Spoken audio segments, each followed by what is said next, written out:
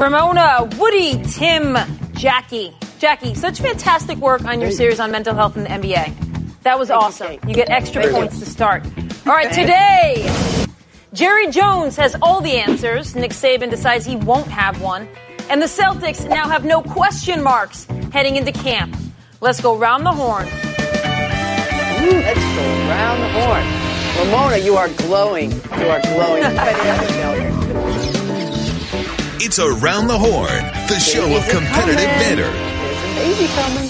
The NFL preseason has been broken for as long as Tim Cowlishaw has covered it.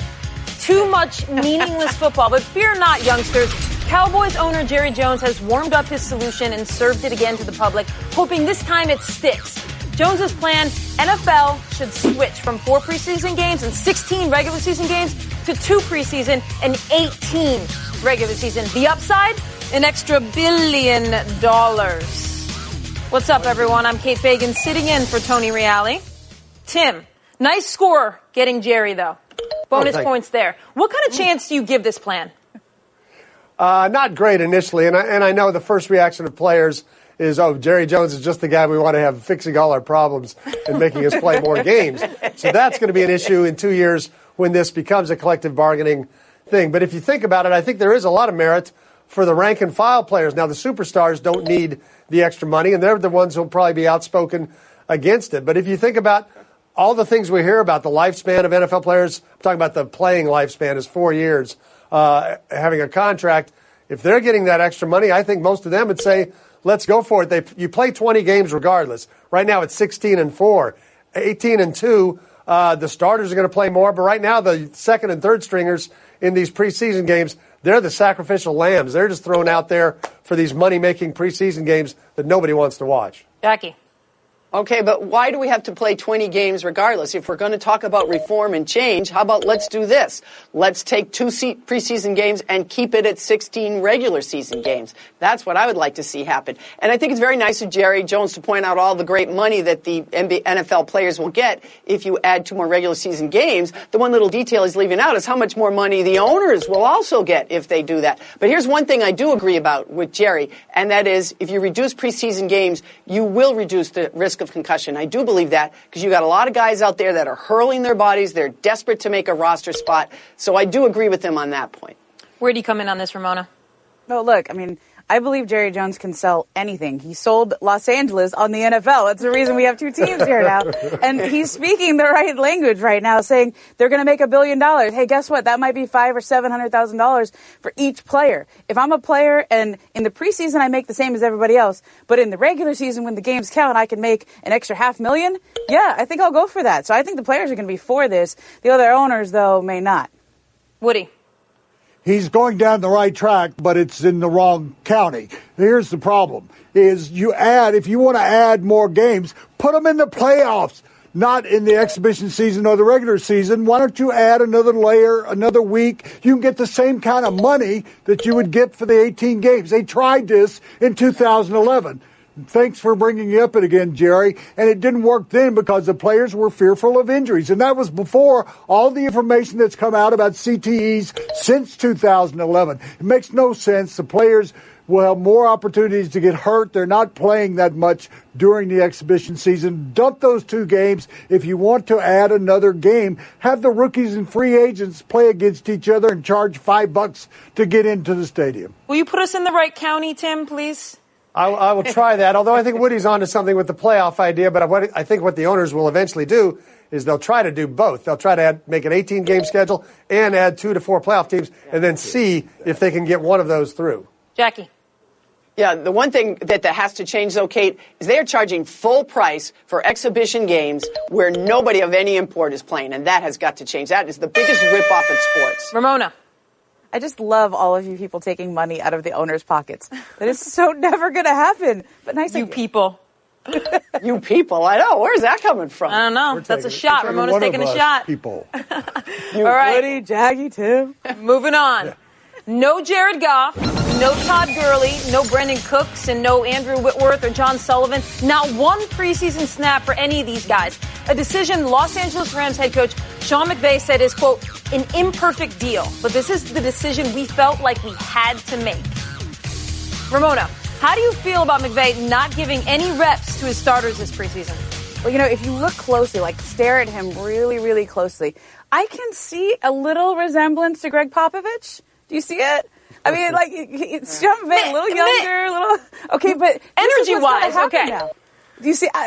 He's doing the same thing that we've been seeing in the NBA, which is that you don't put your stars in positions where they're likely to get hurt. Now, he did this last year, right as in the Rams' last regular season game. He sat everyone, and they were sluggish coming out of the gates in their playoff game. It didn't work there, but I understand his compulsion to do this. I think it's probably the right move. That offense has been together for a while now, and if they can do it in college, where you can go out there and practice and get up to game speed in college, where we have 2 huge games this weekend in college football, we can do it in the NFL, and we're fine with that out here in LA because everybody wants to see what the Rams can really do this year now that they have all their stars signed. All right, so Woody, what do you think about this?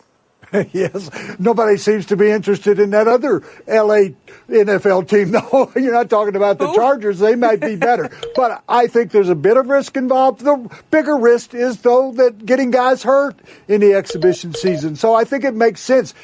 Sean was coach of the year in the NFL last year. I think if this works, he'll be the coach again of the year. And also, it's a copycat league, and other teams will pick it up and say, we're just not going to play our starters. And they have an opportunity here. They got 10 of their offensive starters coming back, so they know each other. They have 5 guys on defense that were there as starters last year. They brought in some other people. I think it makes all the sense in the world. Why play people in full games? Tim. Or 4 games. I really don't think McVay tried to be groundbreaking here. I really think it was the offensive line injuries that prevented him from using Goff and some of the starters, even just for a handful of plays in Week 3. When you look around, Aaron Rodgers threw 4 passes this preseason. Drew Brees threw 7. There's a whole bunch of guys who played very, very little. But to do it, to have him not play at all, yeah, he's running a risk up in Oakland. If they lose that first game, people are going to wonder about if they did enough to get ready. Jackie. Yeah, and I think Tim's correct. The idea was to play Goff and some of those other guys, but once the third offensive lineman went down, he thought, I'm not going to put my quarterback at risk. So in that regard, I understand exactly why he's doing it. And you do run a risk, but, it's funny. Woody mentioned 10 of the 11 starters are back. The 11th starter is Brandon Cooks. All Jared Goff is going to tell him is line up and run as fast as you can down the field. I don't think he needs to practice that. All right, moving on. The Alabama Crimson Tide opens its season in 4 days, but if you were hoping for a clear-cut quarterback decision from head coach Nick Saban, then too bad. Jalen Hurts and Tua Tagovailoa are listed as co-starters on the team's depth charts. Woody, do you have any problems with Saban going with co-starters? No, I'm all for him. I'd just like to see him put some peanuts in that Coca-Cola that he gets money off. Every time he stands up there in front. Let's kind of study the Alabama history, and this will make more sense to you. Last year, they had guys that were co-starters. 2 years ago, they had 3 guys listed first string. Hurts was number 3 on that list, and he ended up playing in the game.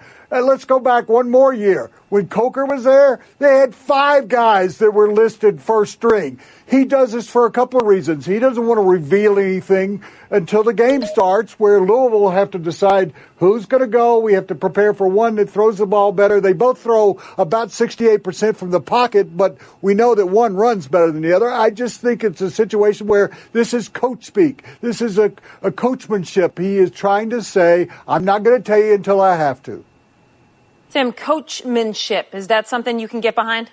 No, not in this case. I mean, to me, it's kind of worthless. And when you've won 6 national championships like he has, and he's acting paranoid about this season opener, Louisville's had plenty of time to prepare for Jalen Hurts, who runs better, and for Tua, who throws it better. They've looked at the film. That which one comes out, they're not going to be shocked either way. Everybody assumes it's going to be Tua, but we'll see what happens. I just think he's not the only college coach doing it, but he's the only one at Alabama doing it. So he's the one we're talking about. I think it's just unnecessary. Jackie, how much of last season's success winning the national title with 2 quarterbacks is bleeding into our willingness to accept this kind of co-starter proposal? Well, I think it may be bleeding into our willingness by that. I mean, the media, the fans, and everybody around. But I don't think Nick Saban cares at all. And I think Tim is right. I'll be really surprised if Tua is not their starting quarterback this season. Now, whatever his reasons are, maybe it's paranoia, maybe it's just defiance. Who knows with Nick Saban? But I don't think it really matters in the end. And I guess he's maybe showing them either both respect. And maybe that's not the worst thing either, to show guys respect right up until the final hour. Ramona. Yeah, the depth chart is just for us. Everybody on that team already knows that Tua's starting. I mean, Paul Feinbaum reported a couple of weeks ago that Jalen Hurts is actually getting pushed for the backup quarterback job by Mac Jones. I mean, everybody else it seems to understand where they stand in this scenario. Nick Saban just doesn't want to make this official because, as we've seen in college football nowadays, when the depth chart comes out, if you didn't win the starting quarterback job, a lot of times guys transfer right away. And I think he could either end this storyline and deal with the consequences now, or he can just kick the can down the road. But everybody on that team knows that Tua is a starter. Woody, back in.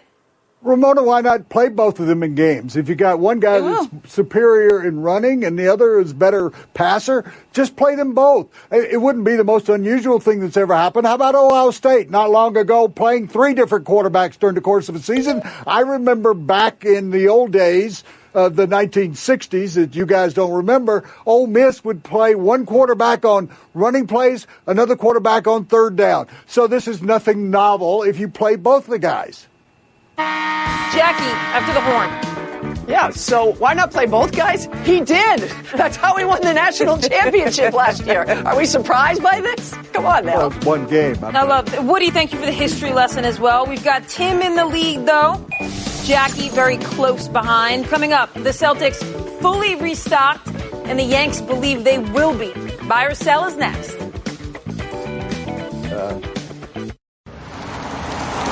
Ow. Yep, you guessed it. I'm a speed bump, so I've got one job. I slow you down. So imagine how I feel about Geico, who does way more. Like, not only could they save you money on car insurance, but they've been around for over 75 years, giving people fast and friendly claim service. Ow. Plus, they got a nifty mobile app that gives you 24/7 access. Ow. Just doing my job, buddy. Geico. Expect great savings and a whole lot more. Buy or sell.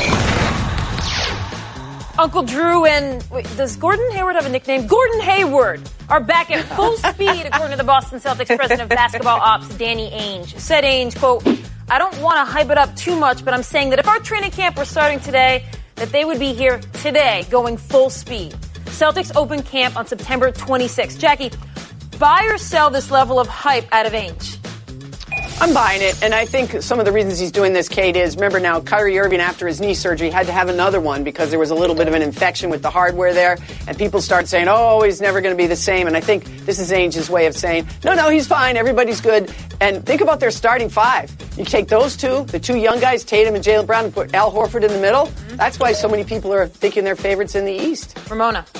Yeah, I'm buying the hype, but I'm selling the idea that all their questions are answered. If anything, I think there's more questions because that starting 5 Jackie mentioned, that was their starting 5 in the one game that those guys played all year, and it was only together for 5 minutes before Gordon Hayward got hurt. But now that team went all the way to the Eastern Conference Finals, was almost in the NBA Finals.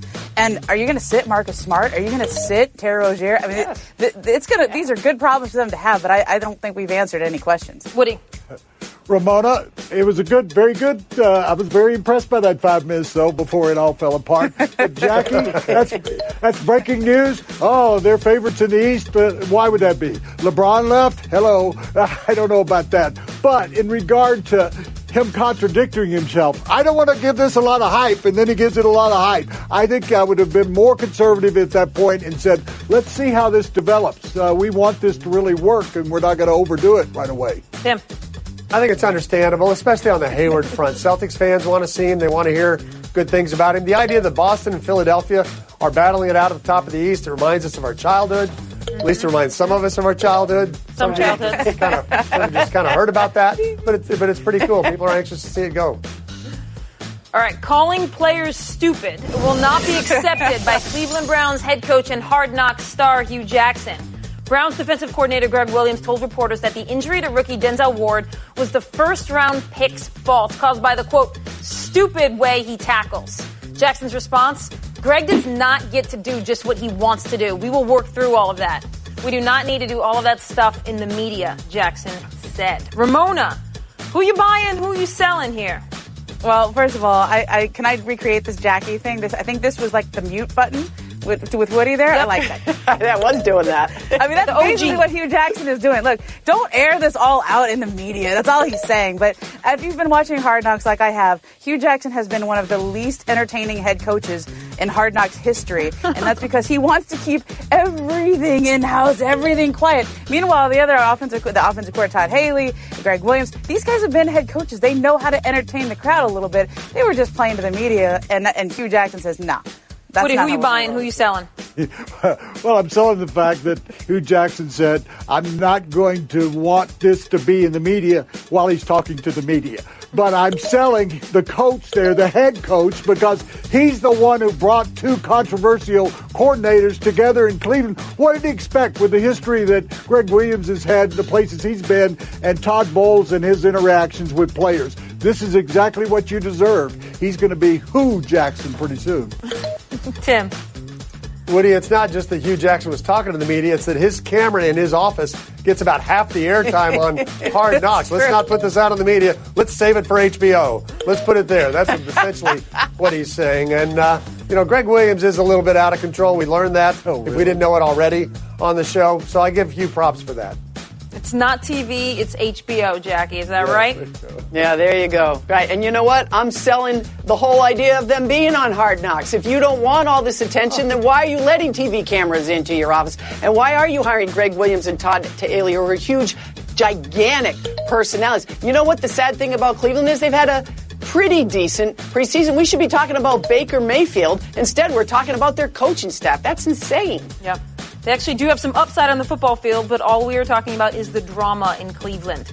All right, drama elsewhere, too, as the Yankees have said they expect slugger Aaron Judge back from his fractured right wrist by the postseason. Ow.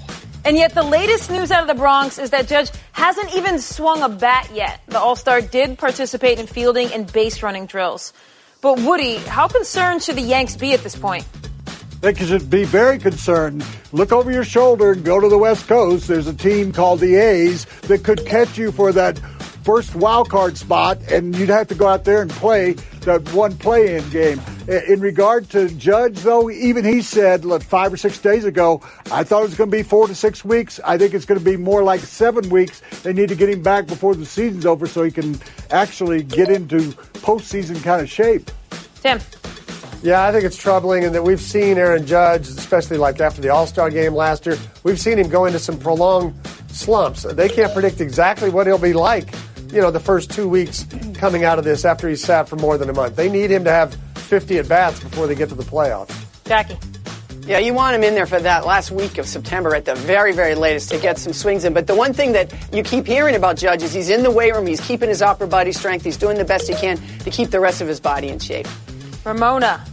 Yeah, it's his right wrist. He's a right-handed batter who hits for power. That is the worst place. That's the one hand you don't want to break. That's what gives you your power. And the fact that he's not even throwing yet, that he's not even taking swings, that gives me a lot of pause. And even if he does come back, I think it takes a while to get back to that top form, especially to have your power there. Whew. All right, Tim and Jackie going through because they brought me extra credit at the start of the show. Next time, Ramona brings some extra credit. Woody, you too. I got you. Tim, Jackie, showdown next. Tim, Jackie, showdown. Important baseball being played in the AL West Astros-A's series. Things started well for Oakland on Monday before the Astros ran away with an 11-4 win. Houston now up 2.5 games. Tim, how big of a win, how big of a series is this? Big win for Houston. Big for them to remind people Springer is back, Correa is back, Altuve is back. They're getting whole at the right time. They're still going to be dangerous in October. Yeah, you know what the funny thing, Kate, about the Astros are? Their run differential right now, plus 221. That's even better than last year when they were the champions. Not only that, they're around the same win totals. It's just because teams like the Red Sox are running gangbusters we've forgotten. Ooh, plus 221. That is a number. You came to the right place to deliver numbers. Point to Jackie. I know that. Talk about efficient. Adrian Peterson signed with Washington last week. Carried the ball 11 times for 56 yards against the Broncos, and that seems to be enough for Washington coach Jay Gruden, who said he could see AD starting and won't play him in the final preseason game. Jackie's 11 carries and 56 yards enough to secure the starting spot? It is in preseason, as we discussed earlier in the show. Peterson's 33 years old, but when you go back and look at his usage over the last 3 seasons, not that high, averaging about 64 carries. I think he might be able to do this. Normally, you'd say 11 carries not enough to see. You need to see more. This is the Redskins. Darius Geis, their second-round pick, out for the year. They don't have a lot of better options. I think it's Peterson's job to lose. Yeah, this absolutely seems to be more about the team Peterson is on than Peterson himself. Point, Tim. Let us take you to Marseille, to the ceremonial kickoff, intended to be a single touch for a young fan. Instead, he dribbles through, passed by the defenders. He puts it in the back of the net. And then this. The shirt comes off. The celebration begins. Just like Brandy Chastain right there. Tim, fair or fall for this kid going so far off script? Not sure about the shirt, but fair. You like numbers, Kate? I'll give you one. 1. The fans get to see at least 1 goal in that game. He assured them of that. So give the kid a break. You know what? I learned a long time ago, never make fun of a kid under the age of 15 on this show. So good for him. He had the gumption to do it. I'm just glad he made the goal, or it would have been a little embarrassing. Tim, I like numbers, but I love soccer. And you don't come here and you don't make fun of soccer while I'm hosting. Point, Jackie. Jackie.